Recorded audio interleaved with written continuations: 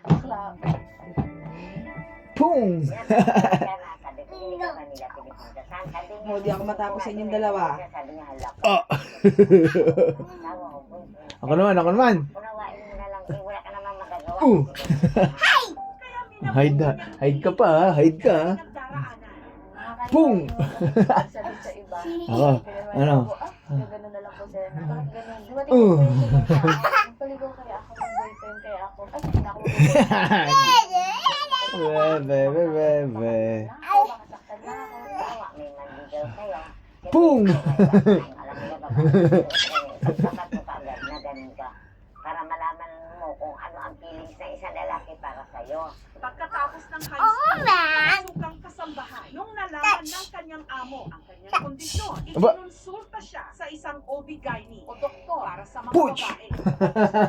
Apuj! Apuj! Oh, tumama ka sa bakal. Nang i-explain po nung doctor yan sa akin, tsaka doon sa amo Uh. ko. Sabi niya sa akin na parang naluluha na ako na parang tumigil yung mundo. Pung!